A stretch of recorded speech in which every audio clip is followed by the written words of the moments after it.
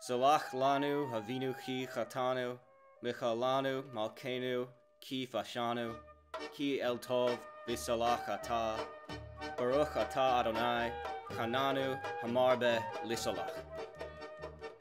Lord, are you still listening? Minecraft was created by known anti-Semite, Japanese pop idol sensation Hatsune, Swedish game development studio Mojang in 2009, being released for public consumption in 2011. The best-selling video game in recorded history as of 2023, Minecraft has risen, fell, and risen once more in terms of both popularity as well as consistent player base. Needless to say, Minecraft is popular. Especially with children, given its easy-to-learn, hard-to-master mechanics of crafting and building complex structures, as well as the highly marketable blocky mob designs the franchise is well known for. So, like any franchise born during the 2010s that's popular with children's ages 9 to 12, or to be honest in this day and age, man-children on Twitter, Minecraft has become a merchandising juggernaut, inspiring countless sweatshop-produced plushies, clothing to be bullied wearing, ice cream bricks to, consume, and of course, manga. Because of course there is. On this channel, we are no stranger to Japanese megacorporation Shogakukan and their many manga magazines they produce for mass consumption, and the monthly released CoroCoro comic is no exception.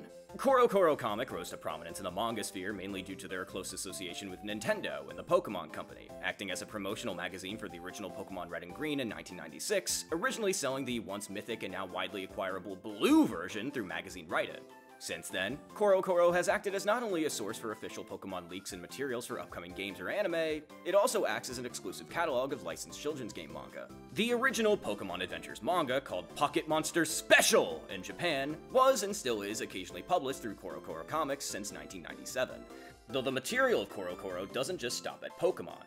CoroCoro has published a slew of children's merchandise-based manga, such as Duel Masters and Battle Beat-em-on, as well as other video games such as the Mega Man and Splatoon series. Which leads us to March of 2020, when CoroCoro announced they would be canceling 2 comics based on pre-existing children's franchises to launch another comic based on the pre-existing children's franchise. Minecraft! Sekai no Hate no Tabi! Or Journey to the End of the World, would be published in the magazine that April, written and drawn by mangaka Kazuyoshi Seto.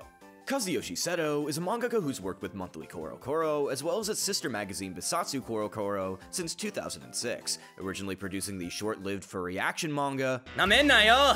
Namaneko Natakichi Saikyo Densetsu! I do not apologize for going full weeb there. As well as most relevant to the topic of this video, the gaming-themed shonen action series Game Warrior Bit, also known in its French-Canadian localization as Power Gamer Adventure.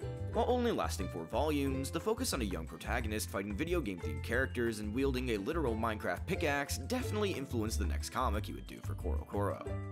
The thing that surprised me the most while researching, however, was the fact that Seto has been continuing to release chapters for the past 3 years in CoroCoro. There are up to 7 Tankobon volumes in circulation, selling over 500,000 copies in lifetime sales. To me, that kind of blew my mind. This one manga, based on a video game I used to RP in like a cringelord in middle school, had somehow spawned a shonen manga that had been consistently charting on Oricon sales reports. The fact that only a singular chapter had been scanned and translated online for English-speaking audiences baffled me at first. But then I realized something. It's Minecraft. No one's going to take this seriously. Except me, because I'm a masochist. We begin in a quaint village full of... people. Real Minecraft people instead of villagers. Okay.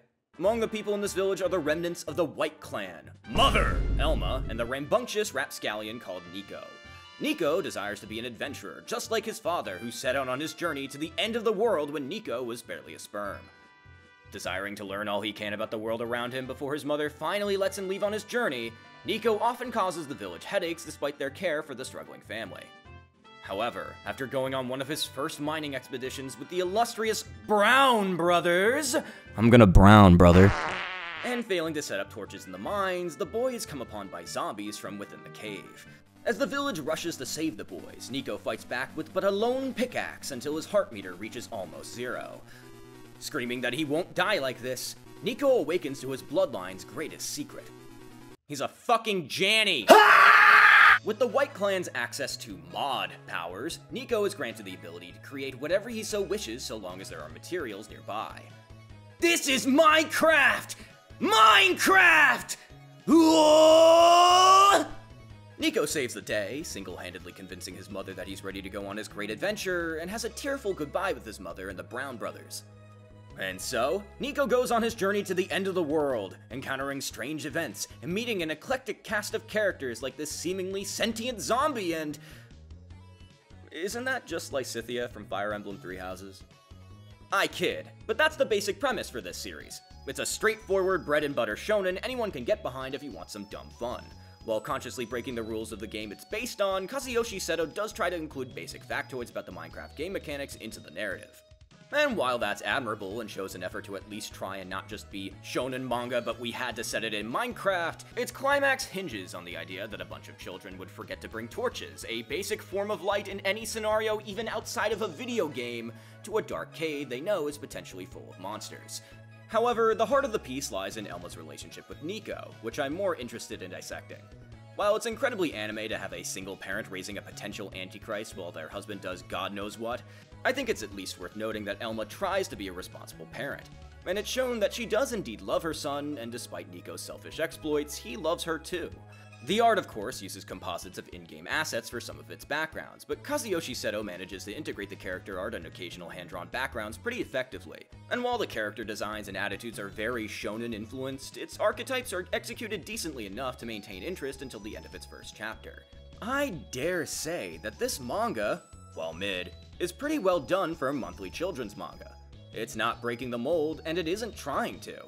It's simply capitalizing on the Minecraft IP to tell a new generation the same tried shonen platitudes we've all presumably grown up hearing. Love your family! Never give up! Try your hardest and you'll succeed! And I think, while cheesy, children need those positive messages to get through this incredibly depressing world we live in. And children have seemingly taken to it in droves, whether it be for the great narrative Kazuyoshi Seto has planned, or simply because their uncle who they haven't seen in a year is coming over from their job at Indistinct Publishing Branch subsidiary, and swears their nephew or niece like that computer game Minecraft remains to be seen. I, however, choose to be optimistic and pleasantly surprised by the material presented and put out into the universe this desire for more chapters scanlated.